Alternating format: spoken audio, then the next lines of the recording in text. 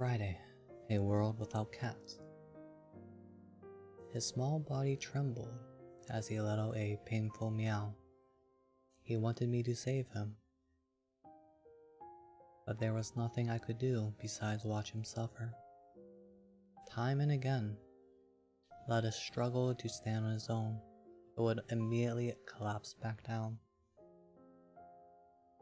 "I guess this is it," I whispered. "I guess so." There was a hint of resignation in Mom's soft reply. 5 days had passed since Lettuce lay down as if he were going to sleep. He had stopped eating. Even if I presented him with his favorite meal, fresh tuna, I got no response out of him, nor would he drink water. And he slept for unusually long periods of time. Over time, we saw that he couldn't stand up. But despite this, Lettuce continued to try over and over again to stand up on his own. I had to give him water with an eyedropper because he couldn't drink on his own. When he felt that his strength was slightly restored, he would try to stand.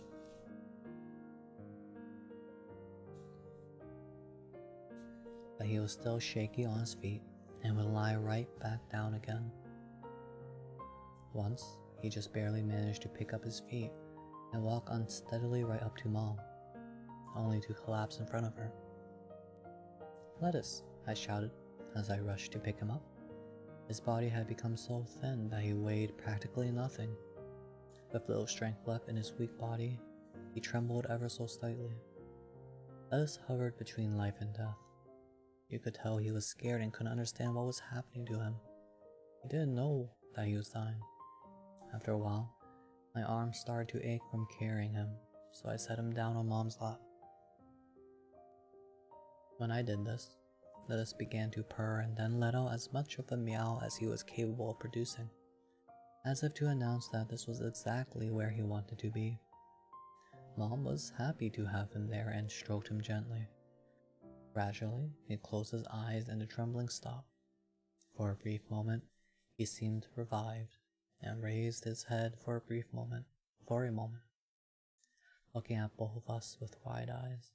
But then, finally, he took a deep breath in again, laid his head down on Mom's lap, where he became completely still and did not move again. Lettuce, I called his name, trying to convince myself he was only sleeping. Maybe I thought I could wake the dead if I simply repeated his name enough times, with just the right rhythm or emphasis. "Shh, quiet, don't say a word. He's gone to a place where there's no more pain." Mom comforted me, continuing to stroke Lettuce's body gently as she spoke. "It's alright now, it's alright. No more pain." What's happening is a flashback to when Lettuce, or Cabbage's the current cat, Cabbage's mother, not Cabbage's mother, the previous cat that died in the family. So it's a flashback. But the last chapter ended with Cat's disappearing. Mom rocked back and forth as she held the cat's still body and her tears began to flow. Reality settled in. Lettuce was dead. He was really gone and I had to learn to accept it. He was dead just like the rhinoceros, beetle, and crawdads I used to collect when I was little. After a while they'd stop moving and that was that. In the days I stroked his body, it was still soft and warm to the touch. I touched the red collar Lettuce had worn for years. He was trying to pull it off all the time, chewing away at it until it became worn out and ragged. Until a few months ago, the collar had seemed as if it, too, were alive, like Lettuce himself. But now it suddenly seemed like nothing more than just a cold, lifeless object. Touching the collar overwhelmed me with such a tangible fear of the horrors of death that I burst into tears and cried uncontrollably.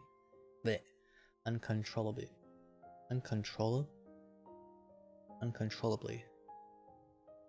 That's right? Why does it sound so wrong? Well, when I woke up later, my eyes were filled with tears. I guessed that it was about 3 a.m., since it was still dark outside.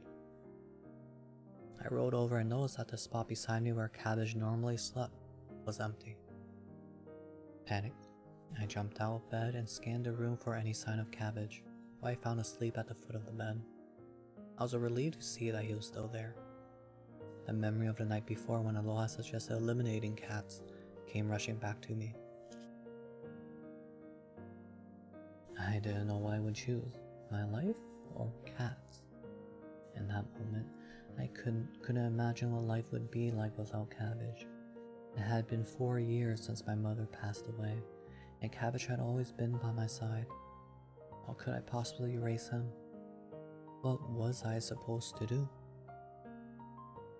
If cats disappeared from the world, how would the world be different? What would be gained and what would be lost in a world without cats? I remembered something that my mother said a long time ago. Cats and humans have been partners for over 10,000 years. One thing you realize when you've lived with it. One thing you realize when you've lived with a cat for a long time is that you may think that you own them. But that's not really the way it is. Cats simply allow us the pleasure of their company. I lay down next to Cabbage at the foot of the bed and I gazed at his face. It was such a sweet, tranquil face. Never in my wildest dreams could I ever imagine a world where he did not exist. I was sure that at any minute he was going to wake up and demand to be fed in his awkward, gentlemanly way. But as I stared at his sleeping face, I could also imagine him telling me like a faithful friend, "For you, sir," I would gladly disappear. They say that only humans can contemplate death. Cats don't fear it the same way that we do. It doesn't cause them the same low anxiety that does us humans. And then, despite our angst over mortality, we end up keeping cats as pets, even though we know that they will die long before we do, causing the owner immense grief. However, when you think about it, a human being can never really grieve their own death. Death is always something that happens to other people around them. In the end, the death of a cat isn't so different from the death of a human. When I thought about it this way, I finally understood why it is that we humans keep cats as pets. There's a limit to how well we know ourselves. For example, we don't know what we look like to others. We can't predict our own future or what our own death will be like. So that's why we need cats, to help us understand ourselves better. It's just like my mother said, cats don't need us, it's us who needs them.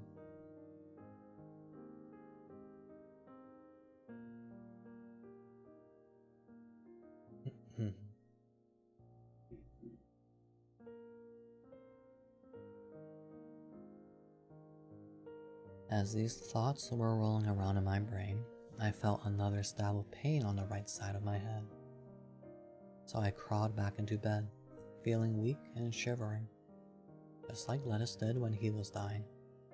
I felt so small and helpless in this body of mine that was being dominated by death. I felt as if a heavy weight was pressing down my chest. The throbbing in my head was getting worse, so I forced myself out of bed and staggered into the kitchen to take some painkillers. After I washed them down with some water, I made my way back to my room and collapsed in my bed, where I fell into a deep slumber. "So, what are you going to do?" I heard Aloha's voice from the previous night. "It's either your life or cats." He laughed as he spoke. "That shouldn't be such a hard choice, should it? After all, if you're not around, who would take care of the cat? This is an easy choice." Can you just give me some time?" I pleaded. "What's there to think about? The answer is obvious," Aloha said impatiently. "Just hold on for a second." "Okay, fine. I get it. Let me know what your decision is tomorrow, or else your life is getting snuffed out." And with that, Aloha disappeared.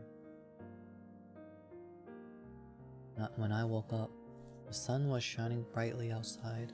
It was morning. I got up out of bed slowly, all the while searching the room for Cabbage. He wasn't there. He was gone. Where could he be? I decided to go ahead and make cats disappear while I was still half asleep. I panicked as I searched the room. First, underneath the old orange blanket he always slept in. Then, on top of the bookshelf. underneath the bed, in the bathroom, and the shower. But he was nowhere to be found. Cabbage liked being in tight, confined spaces. He would often hide inside a washing machine, but he wasn't there either. Finally, I checked the window ledge, where Cabbage often liked to perch with his tail dangling and occasionally twitching as he stared at the scenery. I thought of the curve of his back as he sat on his windowsill, and how you could sometimes hear the hum of his purring carried on his breathing. Suddenly, I heard a faint meow come from somewhere outside. Cabbage? Without properly putting on my shoes, I ran outside. I thought he might be underneath the white minivan that was always parked in the lot across the street, but he wasn't there. I ran along the same path we took on our walk the day before. Maybe he was in the park. I ran up the hill until I made it to the spot where we'd stopped yesterday, thinking that he might be asleep on the same park bench, the one with the peeling blue paint. But no sign of Cabbage there. He wasn't at the news shop begging for scraps either. I turned and headed for the row of shops down the street, calling his name and dashing around wildly until I'd worked up a terrible thirst and my throat and lungs burned and felt as if they were about to combust.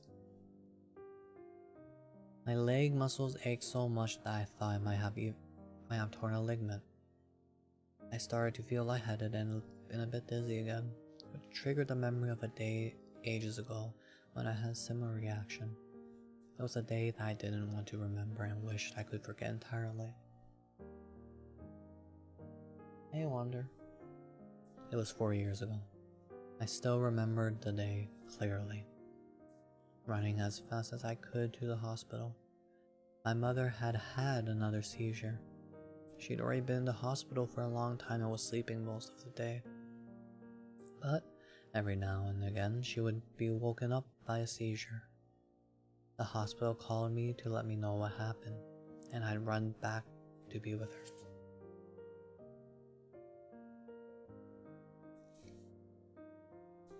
When I got there on that day, she was sitting up in her bed, clearly in pain. She was shaking and saying over and over again that she was cold. Seeing her in that state scared me. I'd never seen her like that before. Throughout my entire childhood, Mom was always so bright and cheerful and warm. She was always on my side, and I felt safe and secure whenever I was around her. But now that she was going to leave me, I was terrified and so distressed that I thought I was going to pass out. Mom kept repeating something under her breath that was almost impossible to understand. Sorry. I'm so sorry to leave you alone, she whispered softly. When I deciphered her words, I broke into tears. I shook with grief as the tears streamed down my face, and I rubbed my mother's back in an act of comfort.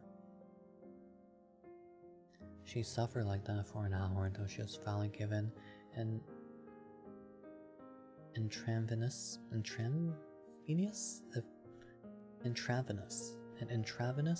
painkiller, which lulled her into a deep sleep. She was sleeping so peacefully it was hard to believe that just moments before she had been in so much pain. Feeling both relieved and completely spent, I fell into the chair near the bedside and fell asleep myself.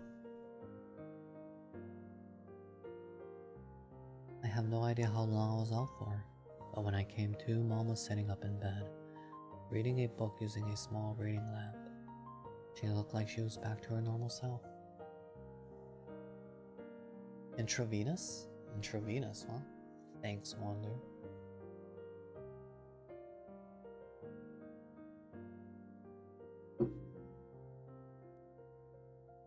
Mom, are you okay? Oh, you're awake. Yes, I'm okay now. Good. I wonder what's going to happen to me, she pondered. She pondered as she examined her skinny wrists. She had become so thin over the course of her illness. I've become just like lettuce. Fade, leave Pookie alone. Don't say that, Mom. You're right. I'm sorry. The window of the hospital room faced west, and I could see the setting sun glowing bright pink low in the sky. That's what I'm saying, Lisa. Fate is very mean. Wait, Wander, no, don't give up. Don't give up, Pookie. Oh my gosh. It appeared to look even brighter and more beautiful than usual. There was a photograph on Mom's bedside. It was one of the photos we'd taken on our trip to the hot spring. That one of me, Mom, and Dad, all smiling at the camera with the ocean behind us. No, Fade. I've seen Wander and Fade. I've seen both of you in my chat all this time, and this is the first time you're like this to Wander. All of a sudden, out of the blue, out of pocket. Behave, Fade. Fade is what who send me next. Oh, this Jover. Lying is bad? Yo, this is a nice book I'm reading. That was a wonderful trip, she sighed. Yes, it was. What the heck? I didn't know what we would do if we couldn't find a place to stay. Me neither. I was really panicking. I know. I thought you were going to have a nervous breakdown. Haha, don't remind me.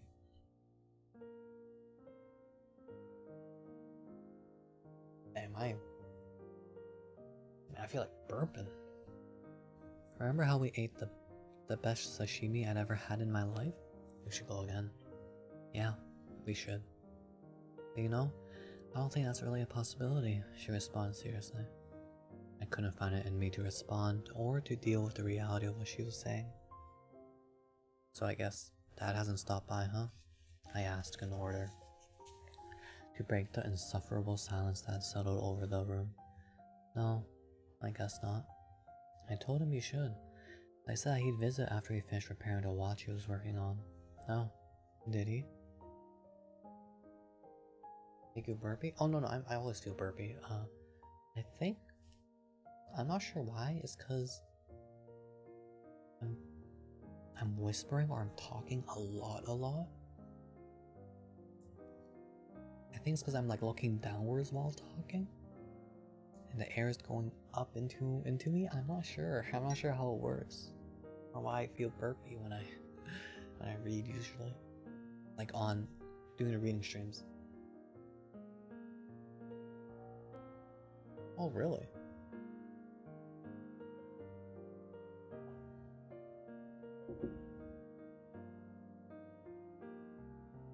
I'm gonna think about it.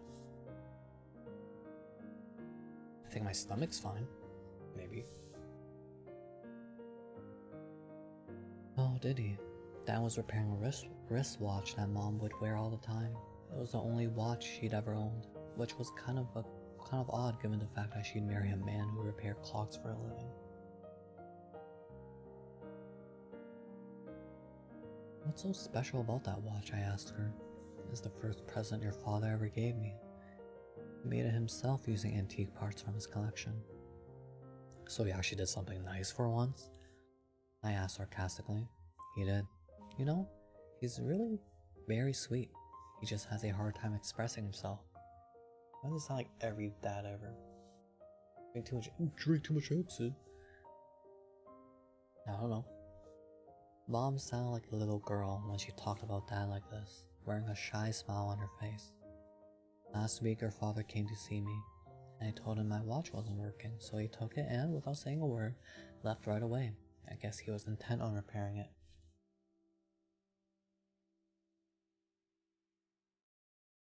No! I don't know what happened, but my offers...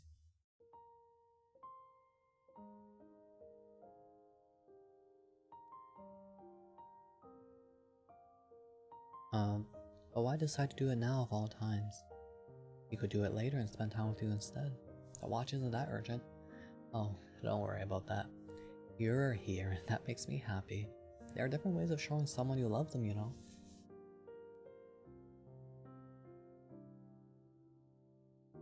Let's not promote your channel? So? That person, Heather Arvin, cares for me.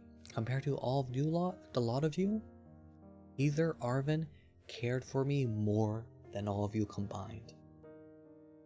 And you took him away from me.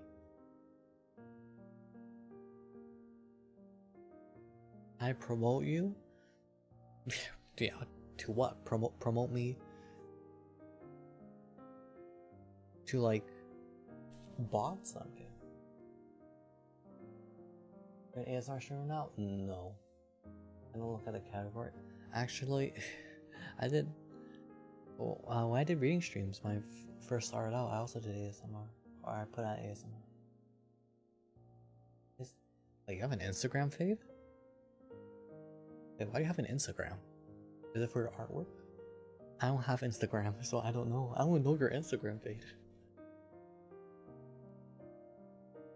Yeah, I see. Man, that's crazy.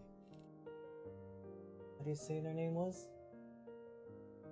They said Heather. Heather. That's Heather, isn't it? Not Heather.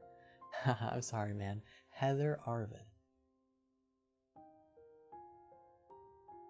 Is this I see? Never followed me back. Ooh. Arvin? Well, why are you staring at Arvin? What's wrong with Arvin?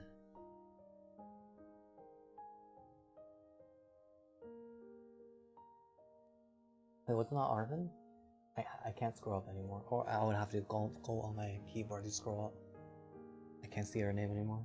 I thought it was Arvin, but I didn't let it go.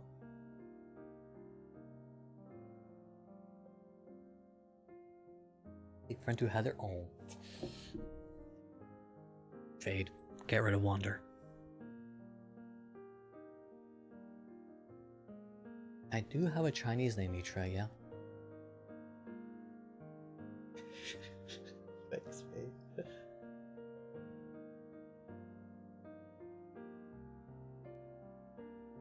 Alright, stop distracting me.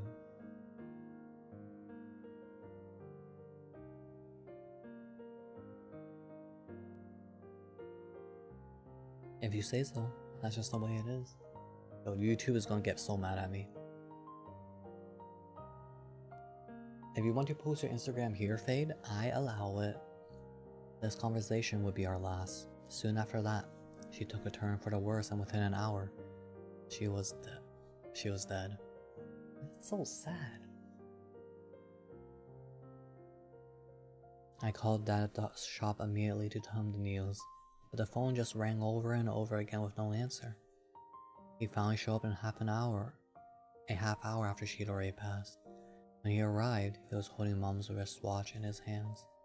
He hadn't been able to get it going again, and while Mom's lifeless body lay there before us, I cursed him. What were you thinking? Are you crazy?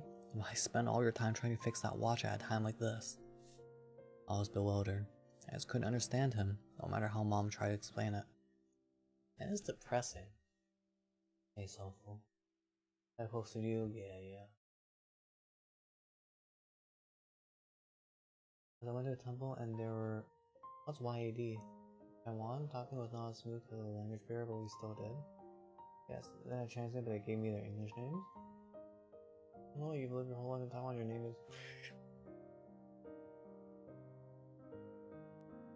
Yeah, I mean, that's up to them.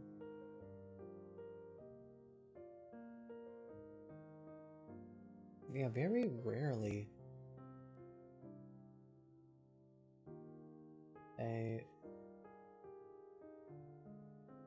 Yeah, I mean, all the people I work with, they always have an English name.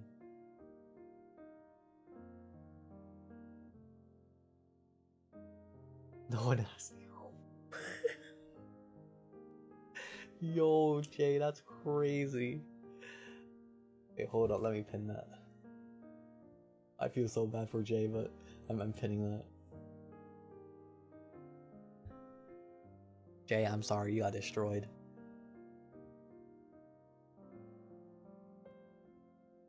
A cute daughter? Yeah.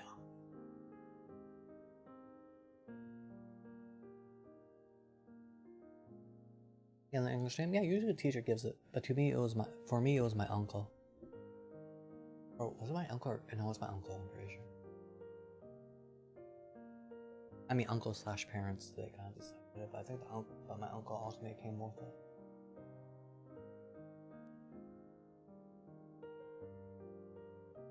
Alright, YouTube's gonna hate me for being distracted at such a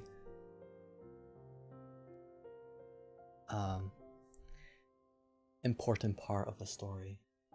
Sorry for distracting you. No, Lisa, you're good. Everyone else is not good though. They took Mom to the funeral home, leaving the hospital room empty and still. In the place where Mom's body had been, there was only a clean white sheet. Staring at it was more than I could take. On the bedside sat her wristwatch. She had always had it on her, like it had become a part of her body, but now it was as if all the life had gone out of it, and from now on the watch would be nothing more than an empty shell.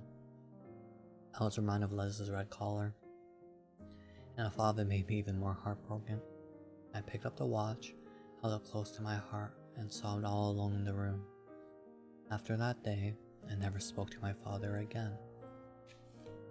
I guess that's why they got distant.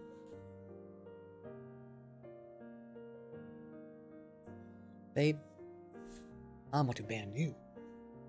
I'm kidding. Even now, I'm not entirely sure how things got so bad between us.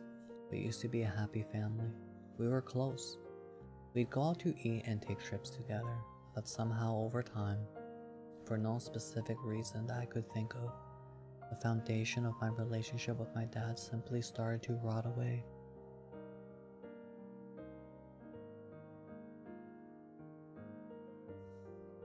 Difficult to pronounce in Chinese? Nope. I don't think so. I don't know, I don't see why it would be.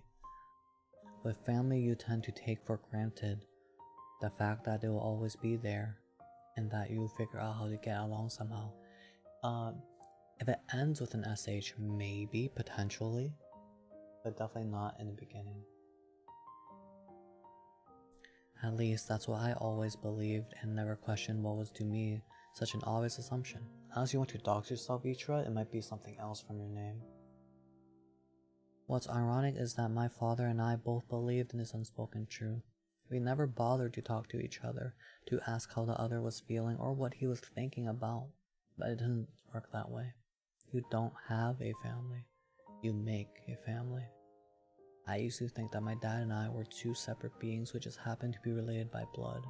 And because we had accepted this and didn't do anything about the distance that had grown between us for so long, eventually the last thread that we had connecting us broke. Even when Mom was sick, my dad and I never grew closer. We continued to stubbornly argue over trivial things and weren't really thinking about Mom and her needs. Even at the beginning of her illness, when her health first started to decline, she still carried on doing the housework. And although I think part of me knew better, I didn't take her to see the doctor. Instead, I just blamed my father for expecting her to clean the house in her condition. And I suppose he probably blamed me for not insisting that she see a doctor. But when the end was nearing, the only thing I cared about was being by Mom's side, while the only thing Dad seemed to care about was repairing her watch. Even Mom's death couldn't bring us together.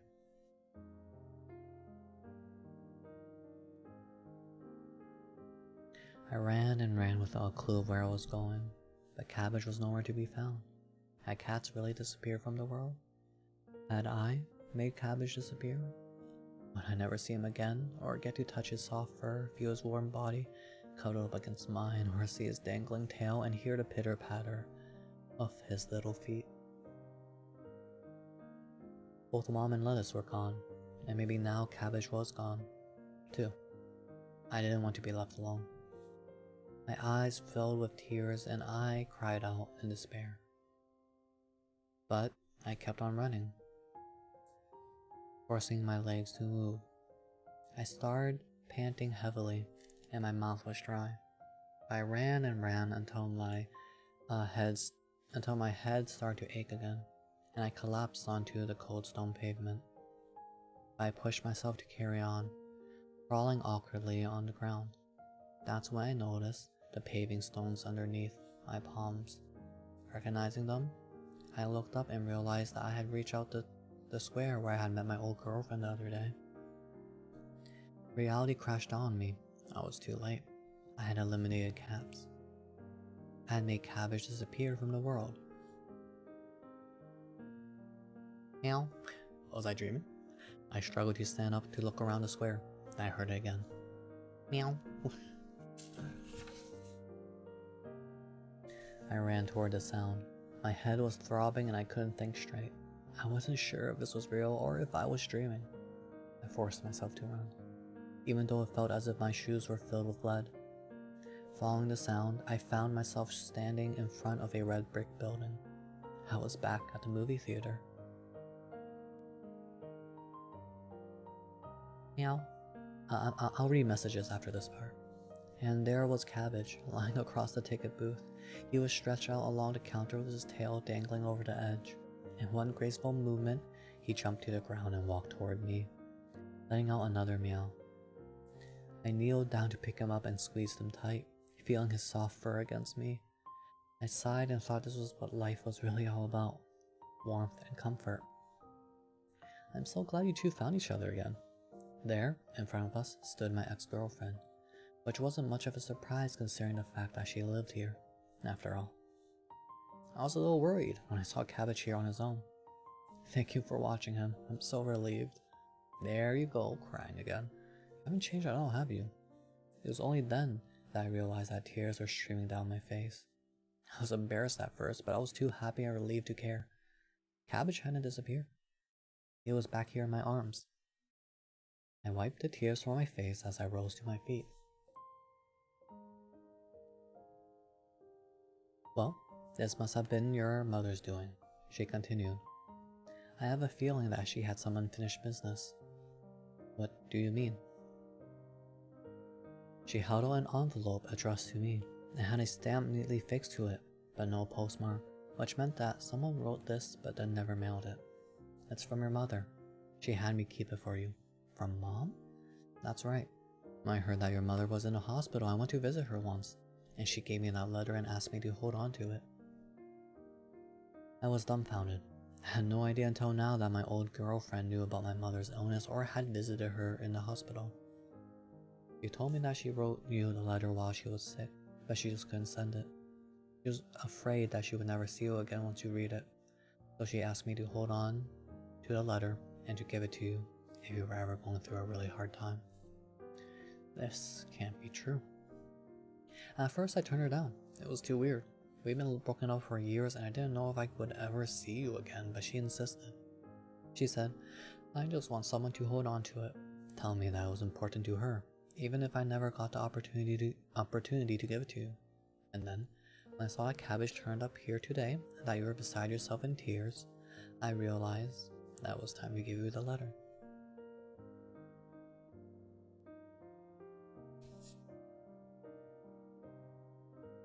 How funny would it be if Olivia is reading shit on the audiobook?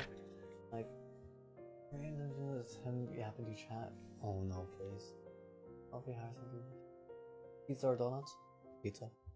Imagine Luffy hired someone to pretend to be his hands. What the? He's making the noise fake out here.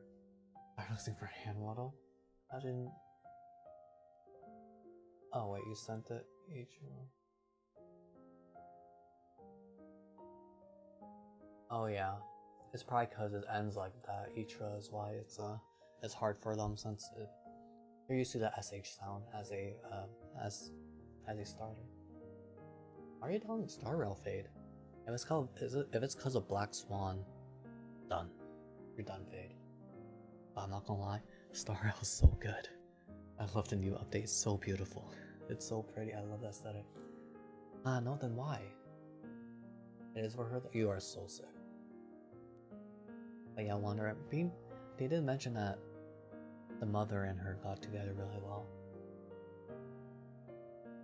Not too much. Fade. You're down around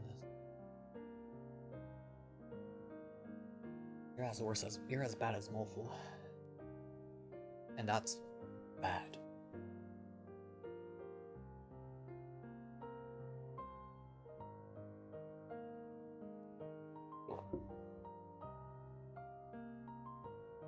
PowerPoint slide gameplay. Get out of here. Alright.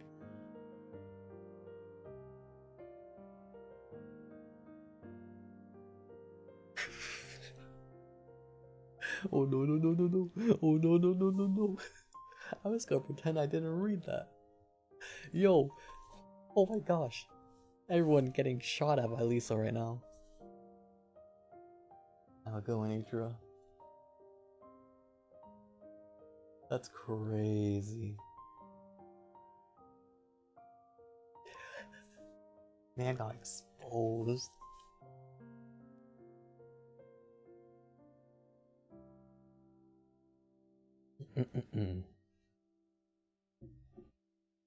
Alright, you're sure? She specifically instructed me to give it to you if you were going through a difficult time. Okay. You know, your mother was really incredible. She just knew things. It was like she had magical powers or something. She told me in amazement. I took the letter and sat down on the sofa in the theater lobby, placing cabbage on my lap. Then I slowly, carefully, opened the envelope. On the top of the first page in large letters, in my mother's beautiful handwriting, it said, 10 things I want to do before I die. Well, that was a bit anticlimactic. At the end of our lives, both mother and son, without knowing it, I felt the need to write up the same silly list. I couldn't help but laugh at this as I turned to the second page. You stop that, Ichiro. Oh, I see.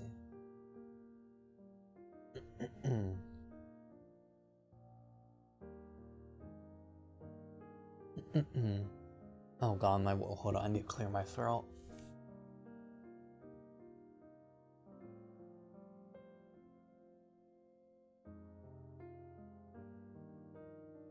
Okay, but like, I'm an exception.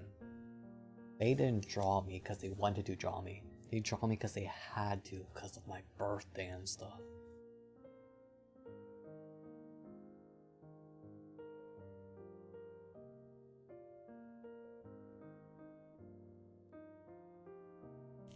You don't get to draw. What do you mean I don't get to draw? You did the same? No, I wanted to draw it. I didn't even draw you, Fade. I just sent you something and they just happened to look like you. I was trying to draw the main character from Free. It was fan art for Haru from Free. You just happened to look like you. Don't get yourself twisted. Okay. I don't have much longer to live, so I thought I'd note down 10 things I like to do before I die. I'd like to take a trip somewhere and enjoy delicious gourmet meals while dressed up in some really fancy clothes. As I write these things down, I'm beginning to wonder, is this really what I want to do before I die? Perhaps I should start a new list, but when I think of all the things I want to do before I die, they all involve you. You still have a lot of life ahead of you, and in the course of that life there will be both good times and bad. You'll experience joy, but you will also experience times of sadness and pain. So that's why I want to redo my list and instead write down 10 amazing things about you, so that whenever you're going through a difficult time, you can read this list and be given the strength and courage to go forward in life no matter what it throws at you. And so this letter contains my last wish. Here are the things that make my son so wonderful. When other people are sad, you're able to share that sadness and cry alongside them. You like to make the people around you laugh. You look so sweet when you're asleep. The little dimples that appear when you smile. Your habit of rubbing your nose when you're worried or anxious. Your concern for the needs of others who are less fortunate than you. How whenever I get caught a cold, you would come by the house to help with the housework and acted like you enjoyed doing it. That you always relish whatever I cooked for you as if it was the most delicious thing in the world. How you're constantly lost deep in your own thoughts. After all that brooding, you always seem to be able to come up with the best solution to a problem.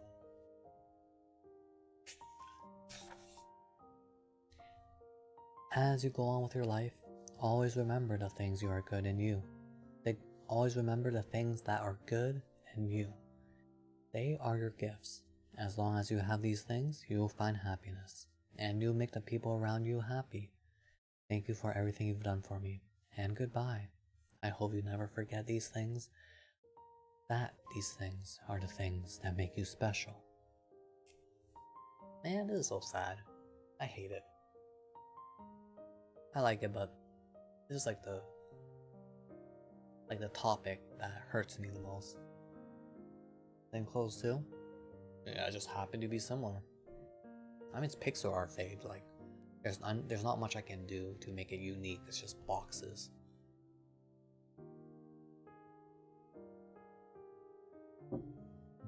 Girl, what the...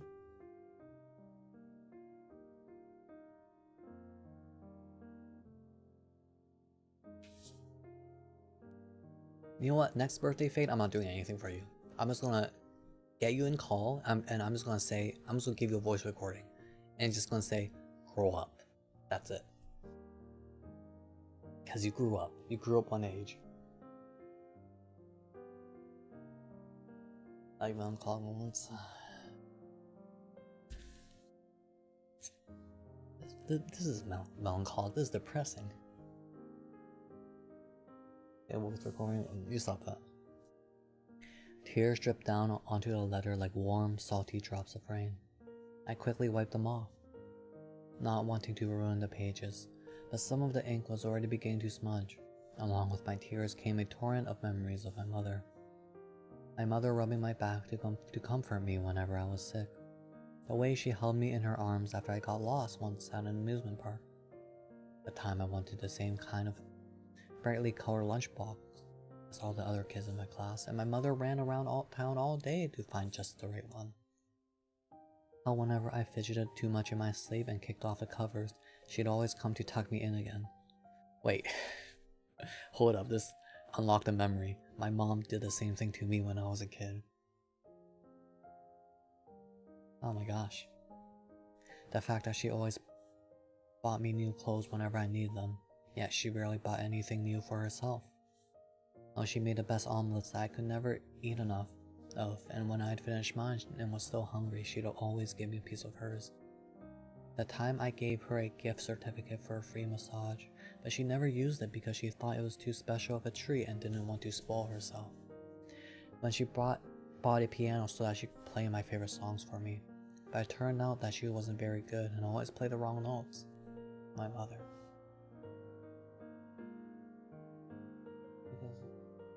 Fade sec. I wondered, did she have any time to herself? Did she have any hobbies of her own? Were there things she wanted to do, hopes and dreams she held on to? I always wanted to thank her properly for all she'd done for, but never found the words. I never even bought her flowers because it seemed like a cheesy gesture at the time. Why couldn't I at least have done something small for her? Why was this simple action so hard for me? Why did it take me this long to understand? Mom's words would surface in my mind again. In order to gain something, you have to lose something. Mom, I don't want to die. I'm afraid, but you're right. I can't go on stealing things from the world in order to go on living. Come now, sir. Dry those eyes. Cabbage crawled up on my lap, was staring up at me. His speaking again caught me by surprise. It's terribly simple, he continued in that haughty tone of voice. All you need to do is make cats disappear. No, Cabbage, I can't do that. I'd be flattered if you continue to live, sir. I could never be happy in a world deprived of your What? I'm getting emotional.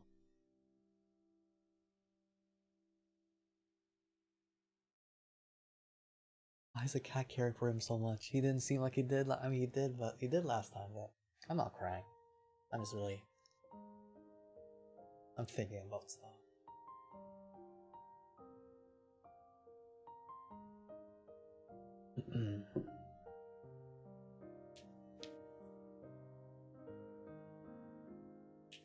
Yo, the other cat down the street hearing this? Yo, I did not sign up for this. I want to live. Don't just kill off all the bajillion cats just for disposal. Okay. I could never be happy in a world deprived of your existence. The wonder is sick. I never imagined a day would come when I'd be moved to tears by the words of a cat. But I had a feeling he would. I've been able to communicate just as well with a meow and a purr. I attempted to dry my tears, but then I found myself falling all over again. Oh, do please stop crying. My existence is a trifle compared to what you have already made disappear.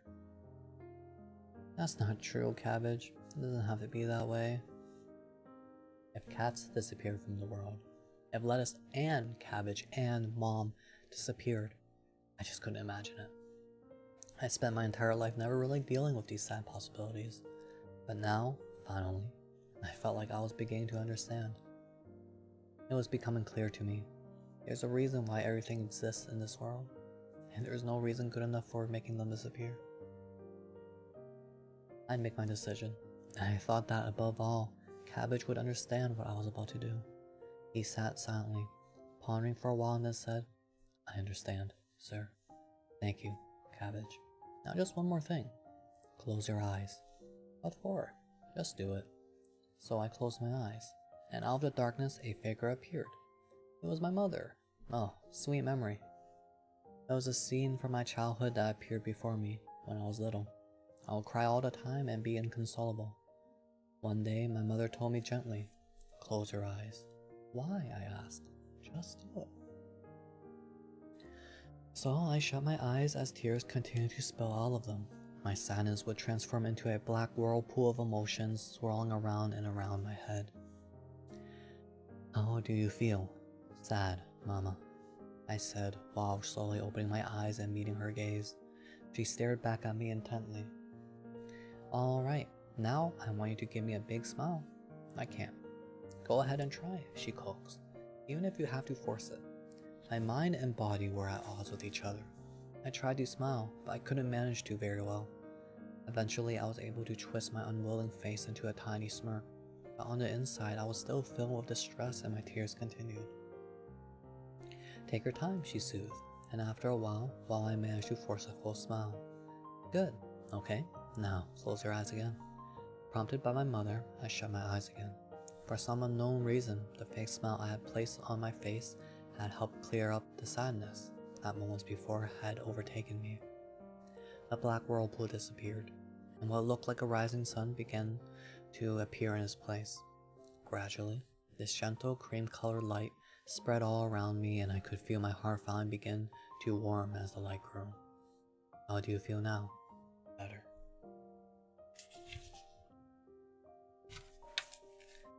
Good. I'm glad. Mama, how did you do that? It's a secret, she told me with a wink. Oh, come on, tell me. Alright, fine. This little magic trick you can play on yourself. Whenever you feel sad and lonely, just smile and close your eyes. Do it as many times as you have to feel happy. Thanks to Cabbage, I remembered my mother's magic trick. Whenever I felt bad, I would beg her to do it. So right there on the sofa in the lobby of the movie theater, I closed my eyes and forced myself to smile. Warmth slowly crept into my heart, and I felt soothed. It seemed I still had some of Mom's magic left in me after all. Thanks, Mom, I whispered. I had never been able to say those simple words to her when she was alive. It was something I had always wanted to say, and finally the words had come out. I opened my eyes again. Cabbage was still seated on my lap, purring away. Thank you, Cabbage, I said as I petted him, and he meowed as if he'd understood me. He meowed some more as if he was trying very hard to tell me something. It seemed his ability to speak had dried up once again. No more old-timey expressions from another era. In a way, Cabbage was saying goodbye.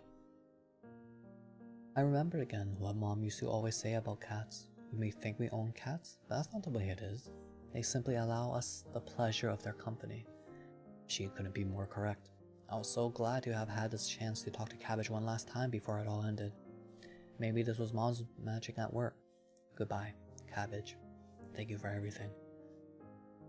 I sat there a while longer, watching the fading light. I stroked my fingers over Cabbage's warm coat and reread Mom's letter over and over again, but each time there was something at the end of the letter that I would get stuck on, something that made me feel a little stab of pain in my heart. It dawned on me that there was still one thing left I had to do. At the end of her letter, Mom wrote, "Please make up with your father." I'm sorry, I read a little bit quick there. I'm getting emotional. Hold up, we're taking a break.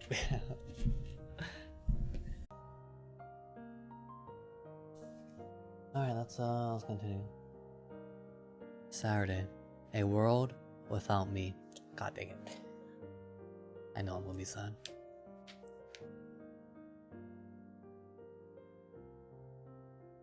I don't know whether I'm happy or sad. It's difficult to say, but there is one thing I do know. You can persuade yourself to be either happy or sad. It just depends on how you choose to see things. When I woke up the next morning, Cabbage was asleep next to me. I could feel his soft fur against me and hear his little heart beating. Cats hadn't disappeared from the world, which meant only one thing. That was my turn to disappear from the world. And if I disappeared from the world, what would happen? I tried to imagine what it would be like. I suppose it wouldn't be the worst thing to have ever happened in the history of the world. Everyone dies eventually. The fatality rate is 100%. When you think about it in those terms, whether your death is a happy death or an unhappy death, depends on how you live your life. Again, Mom's words came to me. In order to gain something, you have to lose something. In exchange for another day of life, I erased from the face of the earth cell phones, movies, and clocks. But I just couldn't bring myself to get rid of cats. I realized you must think I'm crazy for turning down that deal, but that's just the way it is. This is who I am. Of course, there's a possibility that I'm some kind of idiot for choosing this. But I couldn't find any satisfaction extending my life in exchange for other people losing something that they love so dearly. For me, cats are so different from the sun or the ocean or the air we breathe, are no different from the sun or the ocean or the air we breathe. So I'm going to stop making things disappear from the world, and instead, accept the life that has been given to me exactly as it is. Even though it's been a little on the short side, I guess that means I'm not long for this world. He was supposed to choose his own? Yeah, he didn't really choose his own. He kind of chose, but the devil decides whether it's okay or not. The cat and clock thing wasn't even his suggestion either. It was the devil's suggestion. Even movies wasn't his suggestion too. I think cell phones was the only thing that was. Wait, no, I think all of them were suggested by the devil.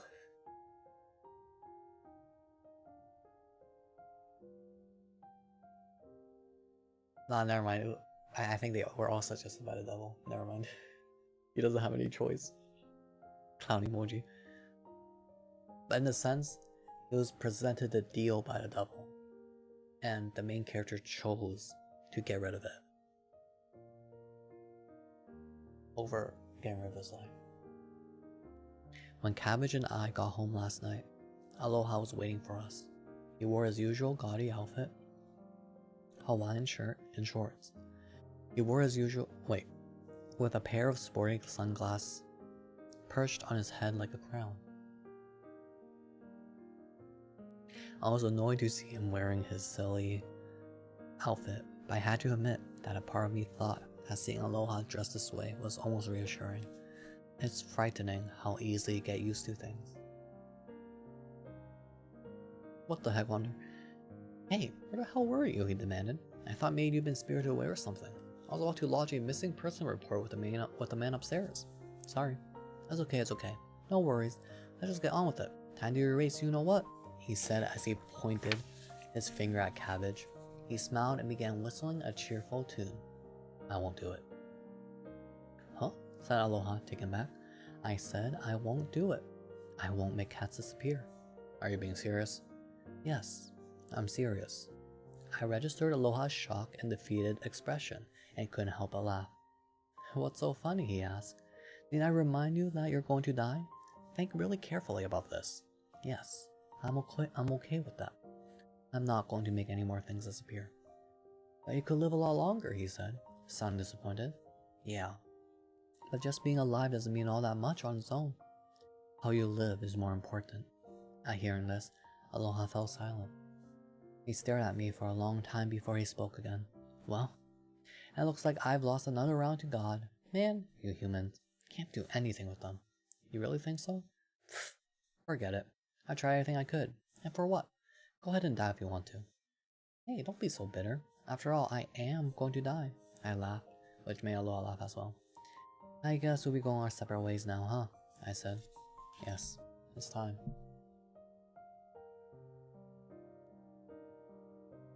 I can't believe I'm about to say this, but strangely enough, I'm kind of sad to see you go.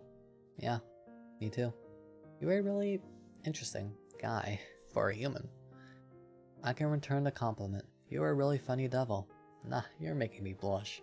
By the way, I've been wondering, is this what you really look like, or have you been wearing some sort of disguise that the devil has to wear when he appears on Earth? You really want to know? Yes, I do. Well, I don't really have one specific form. What do you mean? The devil only exists in the hearts and minds of humans, and you can imagine all different kinds of designs. It can be a bit random. Sometimes I have horns or a pitchfork, other times I appear as a dragon. There are infinite possibilities.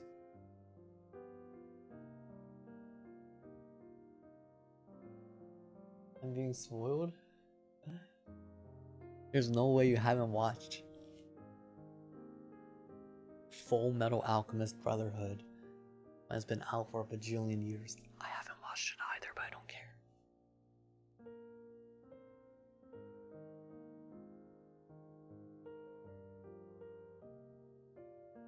I must say though, I take particular exception to the horns and pitchfork look. I mean, give me a break. That's not exactly a practical look. A practical look that I can wear anywhere. Yeah, you're right about that one, I concurred. I don't like that look at all. I don't blame you. So you see, the form I take really depends on your imagination. The devil in your heart looks just like you. In physical appearances, sure, but your personality is totally different from mine. Exactly. That's the important difference between me and you. In other words, I'm the person you could have been. In what sense? I'm the side of yourself that you've never shown to the world, you know? Cheerful but shallow, wearing flashy clothes, doing whatever you want, whenever you want, without worrying about what other people would think, saying whatever comes to mind, no matter how inappropriate. Yeah, that's the total opposite of me, right? I'm made up of all those little regrets in your life, like, what if whenever you reached a fork in the road of life, you'd gone the other way? What would have happened? Who would you have become? That's what the devil is all about. I'm what you wanted to become, but couldn't. I'm both the closest and the furthest thing from who you are. So, do you think I turn out okay as I am? Well, I'm not exactly the best person to ask about that. What I mean is, I wonder if I'll have any regret when my time comes.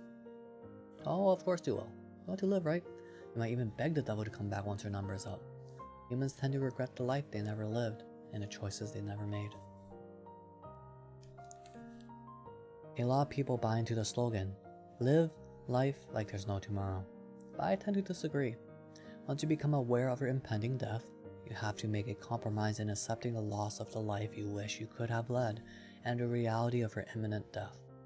Sure, there will always be regrets and broken dreams, but you have to go easy on yourself. Over the last few days, I've come to realize that there's a certain beauty in those regrets. They are proof of having lived. I'm done with making things disappear from the world. Maybe I'll regret my decision when the moment comes. But that's okay. No matter how you slice it, life is full of regrets anyways. I was never able to be myself completely or live my life exactly how I wanted to. I'm not even sure if I ever figured out what exactly being myself and living out my dreams really meant.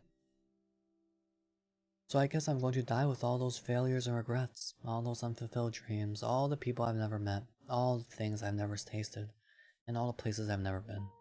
I'm taking all that with me to my grave, and I'm okay with that.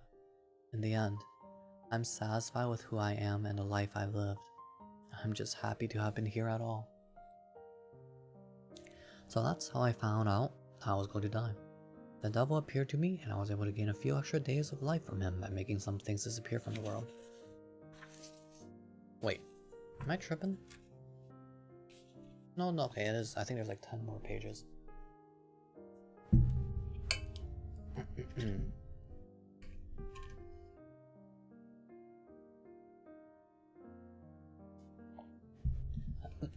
I'm not the only one who thinks like this.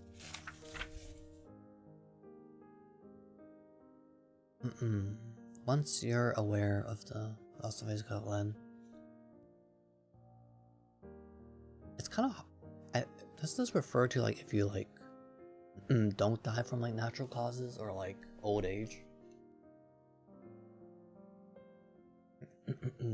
Oh, you mean it applies for that too? Oh, my voice is gone.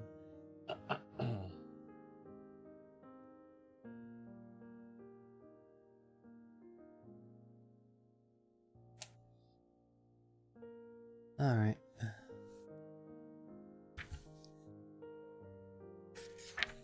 Hard to believe, I know. That's kind of like what happened to Adam and Eve. Why won't apply to both? Oh, cause it's the... I thought by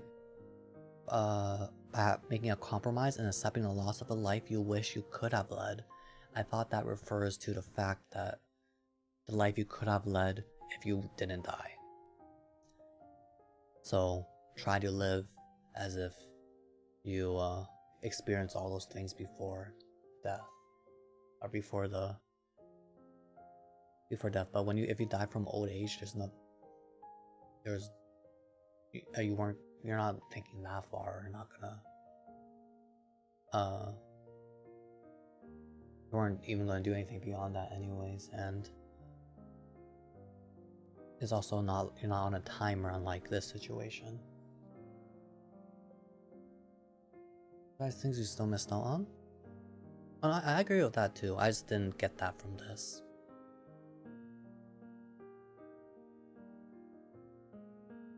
Cause like impending death mean like you're about to die in like a month or a year or like a specific time.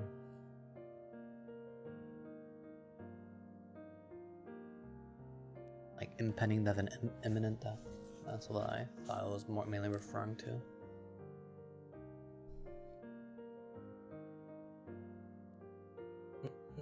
Cause I do think like that too, but not like this drastically, but that's also because I've never been in this situation.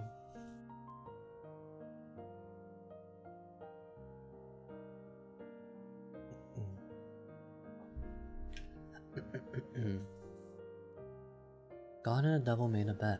Maybe the all-powerful, all-knowing, almighty God wasn't testing me on how much I valued the objects I was getting rid of, but instead on how much I valued my own life. God created the world in 6 days, and I went ahead and wiped things off the face of the earth day after day, one at a time. But then I couldn't bring myself to wipe out cats from the world. Instead, I decided that I would cease to exist.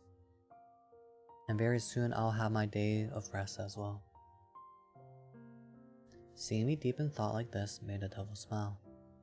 They say in the end you become aware of who the most important people are in your life, and that you finally understand the value of lots of other important, irreplaceable things and how wonderful life truly is. Fade? No idea.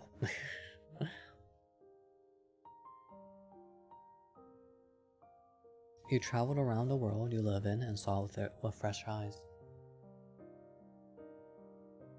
You discovered that despite the boredom and the everyday routines of life, that there's a real beauty in it, that on its own makes my having come here worth it.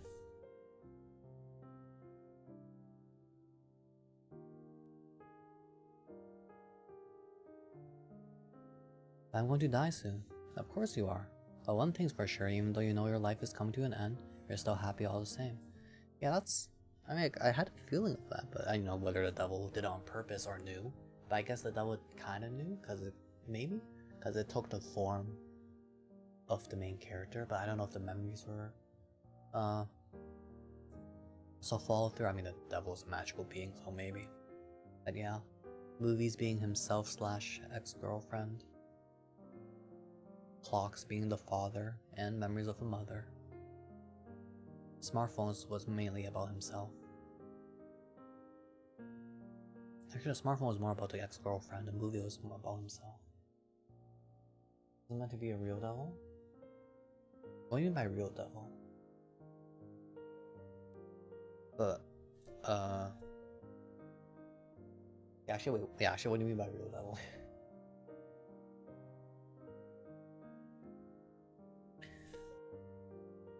course you are, but one thing's for sure. Even though you know your life is coming to an end, you're still happy all the same. Yes, but I wish I would have realized these things sooner. Like, is he ever? Oh, I'm not sure. I mean, I assume it's a real devil because their life got extended. Unless they've hallucinated the past few days, because that would be crazy. That's a wild trip. No one knows exactly how much time they have on this earth. It could be a few days or it could be a few months. It's the same for everyone. That's true. There's really no such thing as too late or too soon. Things happen when they're meant to happen. Well said, Mr. Devil. Don't flatter me. It's no big deal. Anyway, since this is the last time we'll be seeing each other, I thought I'd throw in another free piece of advice for you. Make sure the last thing you do is done with passion. Give it your all. Go all the way, he encouraged. Well, I guess it's time now. Goodbye. And with that, for our last time, Aloha gave me his poor imitation of a wink, and then he was gone. Cabbage let out a despairing yell. That's so sad.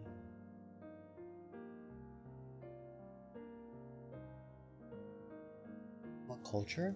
What do you mean by what culture? Like what are like there might be like a cultural inspiration for this devil in the book? I wouldn't know. Oh yeah, because there's God, devil, Adam, Eve. Has he made a point to talk about his appearance?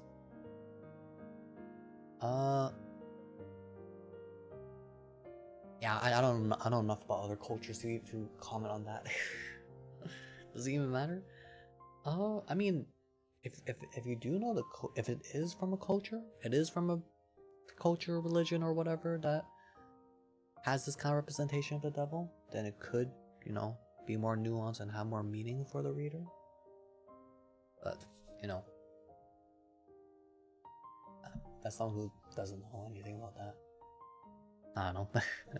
I had to get my affairs in order to prepare for my death. First, I cleaned the apartment and threw away things that was unnecessary. I got rid of embarrassing old diaries, out-of-date clothing, and photos that I hadn't been able to part with until now. Forgotten fragments of my life disappeared almost as fast as I reappeared. It made me wonder whether Aloha would have extended my life if I had thrown away things like this. But despite these thoughts, I had no regrets. I was relieved now that I no longer had to make anything else disappear. I threw away all kinds of souvenirs that brought back fond memories while Cabbage did his best to get in the way. Aww.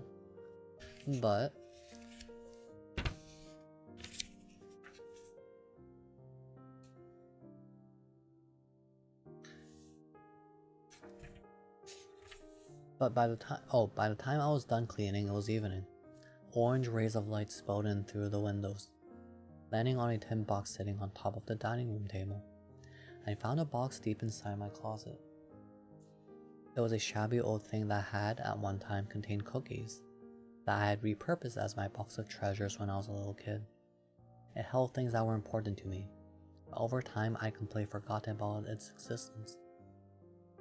At this point in life, whatever was in it, I probably wouldn't consider treasure anymore. People are fickle that way. Something that they once valued becomes meaningless almost overnight. Even the most treasured presents, letters, and memories are forgotten about, eventually becoming useless odds and ends. Long ago I had sealed my treasure in this box along with my memories. I stared at it for a long time and hesitated over opening it. For some reason, I just couldn't do it, so I went out instead. The place I was heading wasn't the happiest of places. I was going to the funeral home, intent on making arrangements for my own funeral. It was on the far edge of town and had an elegant ceremonial hall that showed off just how lucrative the funeral business could be. I spoke with the representative and discussed their various options. The salesman was warm, understanding when I explained my circumstances. He patiently went over the fees with me for the various items that were available. I would have to buy a portable altar, a coffin, flowers, and an easel to display a portrait of myself next to the coffin, an urn for my ashes, a Buddhist spirit tablet, a hearse, and of course, I'd have to pay for a cremation. It all came to 1,500,000 yen. Everything had a price. The cotton stuffed in the corpse's nose, the dry ice placed inside a coffin, and so on. The blow-by-blow explanation of an itemized list of services seemed to go on into eternity. Near death, how is he doing all this? Well, he's doing this all in a day. But I mean, he never really made it. That was made it so that I didn't have to feel anything or feel any physical discomfort for his last day. I don't know, because he didn't feel like he had any physical problems for the past few days, other than like the first day. The dry ice alone, which is placed in a coffin to slow down decay, would cost 8,400 yen per day. How ridiculously expensive! Even in death, humans have found a way to reproduce the same inequalities that we have to deal while we're alive. Can you book your own funeral? I'm sure you could. Like, if you know you're going to die because of a terminal illness, right? What cruel and shallow animals we are. And it didn't stop there. You could also go for options like a natural wood coffin, or one that's engraved, lined with a suede and lacquered. The cost per item was anywhere from 50,000 to 1 million yen. The salesman led me into a dimly lit room where they displayed their selection of coffins. I tried to imagine myself inside one of those things. I thought about my funeral and who would come. Let's see. There would be friends, former lovers, relatives, former teachers, colleagues. And how many of these people would really grieve for me? And when it came for my eulogy, what would they say about me? I wonder. Would they say he was a nice guy, a funny guy? Or he was lazy, impatient, hot-headed, unpopular, a loser who couldn't get a date? What would they talk about? What memories would they share as they gather around my casket? I have a really inappropriate joke. I guess imagine if what Fade, like, can you book your own funeral? You go up there, try to book your own, and he said, sorry, and he gatekeep you. Come back when you're dead. What if they just say that instead? That would be wild. So yeah, I'm sure you can book your own funeral is what I'm saying. Surely, right?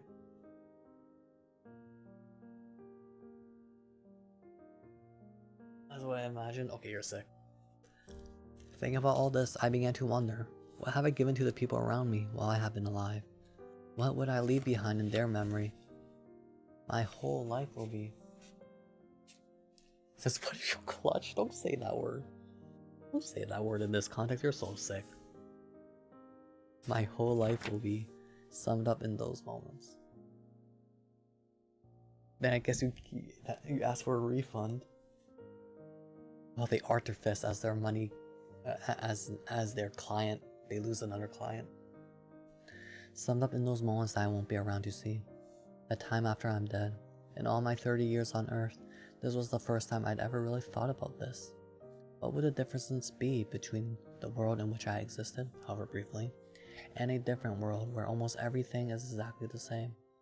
Except in this parallel universe, I never existed. It is all those differences, however minuscule, that make up my existence. Maybe. I returned home to a space that, after all the cleaning and organizing, was completely stripped down. Cabbage came bounding toward me, meowing again and again as if he was complaining about being left in the empty apartment alone. Oh my gosh, the cat makes me so sad. The apartment was so empty now that there was something eerie about it. I apologized to Cabbage and went to get the rest of the raw tuna that I'd bought at a fish shop for him to finish off. He signaled his pleasure with a happy-sounding meow as if to say, "Good job, sir." While Cabbage was busy stuffing himself, I went back over and picked up the old cookie container off the table and stared at it some more, working up the courage to open it up. Finally, I slowly removed the lid, centimeter by centimeter, and peered into the box. This was the place where I had kept all my hopes and dreams as a boy. With a broken heart, I discovered my stamp collection inside the box. There were hundreds of stamps of all colors and sizes from around the world. All at once, the memories began flooding to me. They were memories of my father. When I was young, he had bought me a collection of Olympic commemorative stamps. They were small and colorful and too special to use for actually mailing letters. guys, with like 7 more pages. After that, my father often brought me gifts of stamps, small and large stamps, Japanese stamps, and ones from foreign countries. My father was so shy and reserved that he rarely spoke as he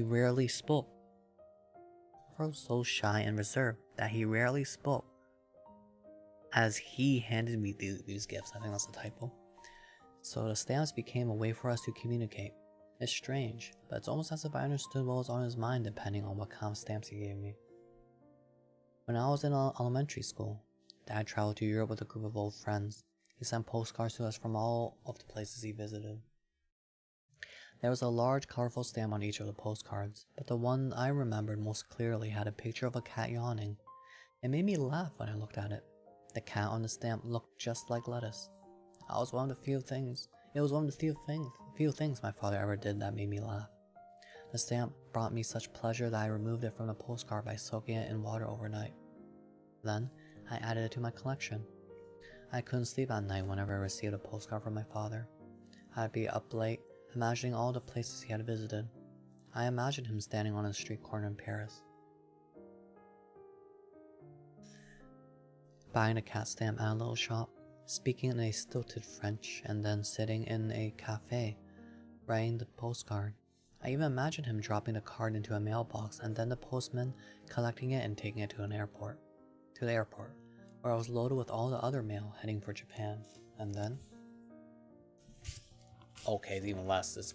There's 4 more pages. Holy moly! And then finally, the postcard would arrive in my own town and get delivered to our house. The incredible journey of the postcard completely fascinated me. Lost in my thoughts, I lay in bed with my heart pounding in my chest, excited by the sense of adventure. As I recalled the postcards and discovered my stamp collection, it finally dawned on me why I ended up being a postman. The stamp collection became very precious to me. I would spend ages gazing at them and imagining all the different countries they'd come from. There were all kinds of pictures and designs on them, pictures of people and places I could only imagine. I began to think about all the things I may have made disappear from the world if I'd gone on making deals with the devil. It's possible that the world wouldn't have changed that much without these things in it, but it makes you realize that all these individual things make up an entire world. This is the realization I had as I held these little squares of paper in my fingers. Somehow, I began to feel like the whole process of mailing a letter had a deeper meaning. Placing a stamp on an envelope, putting it in the mail, the letter arriving at its destination. What joy it could bring when it was finally opened. Whenever a letter reached its destination, it would warm the heart of its recipient and serve as a reminder that someone was thinking of them. In that moment, I knew exactly what I needed to do with the time that I had left. I needed to write you a letter. I needed to write about all the things I haven't told you over the years. The thousand of words that lay dormant within me. All the greetings I never sent your way. The emotions I never shared. I let all my feelings flow out of me onto the paper and put a stamp on it. I imagined all the little stamps scattering and falling like flower petals, decorating my final moments on earth. So many stamps with so many pictures, festivals, horses, a gymnast, a dove, a Japanese woodblock print, an ocean, a piano, a car, people dancing, flowers, portraits of heroes commemorated by their various nations, an airplane, a ladybug, a desert, a yawning cat. When I close my eyes and visualize the moment when I will take my last breath, these are the images that flicker in my mind. A phone rings. A movie screen is illuminated by a scene from Limelight. The hands of a clock take forward. Then there's a countdown. 3, 2, 1. And suddenly, all the letters fly through the air. Red, blue, yellow, green, purple, white, and pink. The envelopes flutter away into the pale blue sky. Beneath the colored envelope, the myriad of stamps and letters expressing both unbearable pain and tremendous happiness in all my smallness and solitude. I quietly take my last breath and die with a faint smile on my face. But for now, I have to write this letter. Or maybe it's better to think of it as my last will and testament. Who should I address my last letter to? This is what I was pondering as Cabbage came up to me and meowed. Ah yes, that's it, of course, now I know. My long letter can only be addressed to a person who will take care of Cabbage after I am gone. There's only one person it can be. No one else. Maybe I've known this all along, but could never admit it to myself. On the day Mom found Cabbage and brought him in from the rain, I was against the whole idea of adopting him at the outset. I figured that someday this cat would also die, and once again, Mom would be devastated. I didn't want her to go through that again, so at first I didn't think we would take it in another cat. But you, Dad, you felt differently. Why not keep it? You asked me. We all die eventually anyway, both humans and cats. You need to understand and accept that sooner rather than later. Somewhere deep inside, I always knew that you loved Mom more than anyone else in the world, and that you even felt something special for Lettuce, even though you didn't show it in the same way Mom and I did. I realized that I was wrong about you. You were always wise, honest, and said the right thing. However, even in that exact moment, I couldn't understand your thinking. Before I could respond, the little kitten meowed and walked unsteadily toward you, and you picked him up and petted him like you would with Lettuce. Mom smiled when she saw this, and when you saw that Mom was happy, you brightened up too. He looks just like Lettuce, doesn't he?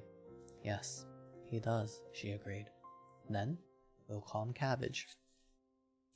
Immediately after you said this, you looked all embarrassed, as if you had talked too much, and handed the kitten to me and returned to your shop to get back to your work. Since you were the one who named Cabbage, it only feels natural that I should leave him with you, Dad. This is my first and last letter to you, Dad. It's gotten pretty long, a never-ending will and testament. That's only because there was so much I needed to tell you, starting with the strange events of the past week, and then things about Mom and Cabbage, and of course, there are things I wanted to tell you for so long now, about myself. So I took out a clean white sheet of paper and began to write.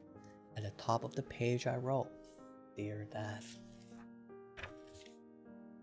Okay, there is 3 more pages. Sunday. Goodbye, world. Morning arrived. The letter lay on the desk in front of me. I'd scribbled away without eating or drinking for hours, with Cabbage occasionally interfering by jumping up on the desk and standing on the pages of the letter. And now that it was done, I put the letter in a large envelope and carefully picked out a stamp for my box of treasures.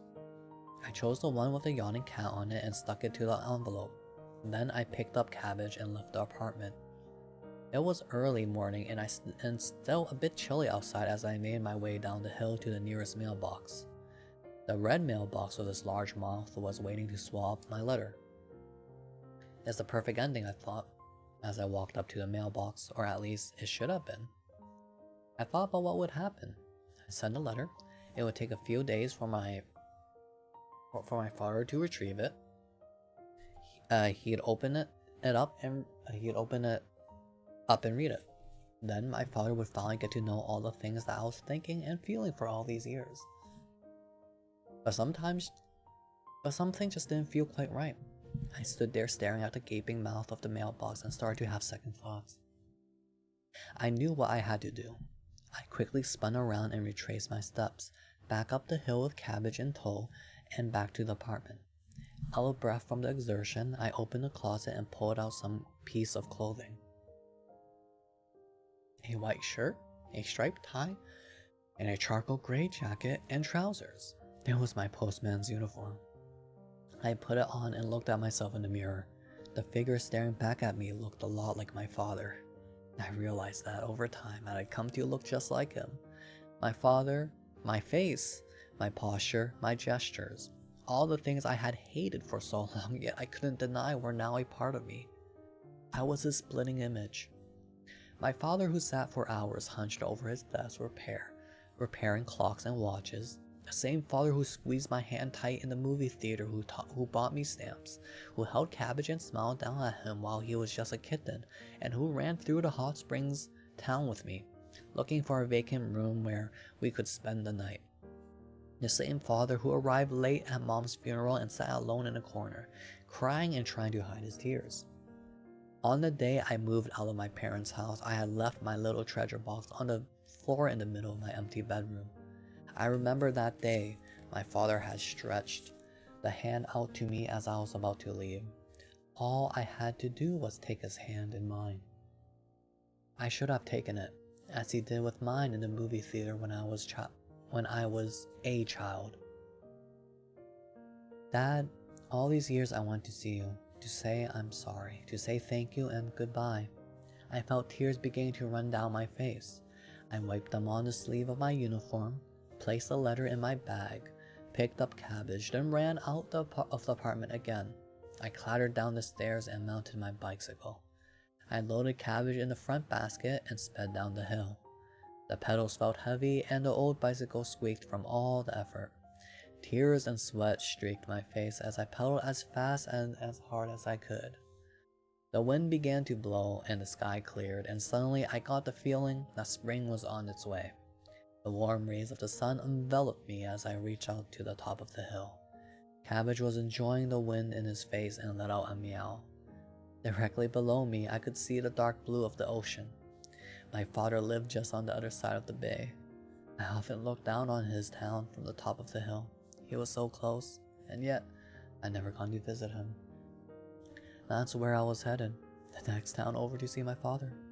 I pedaled hard and then coasted downhill, gradually picking up speed as I went, faster and faster.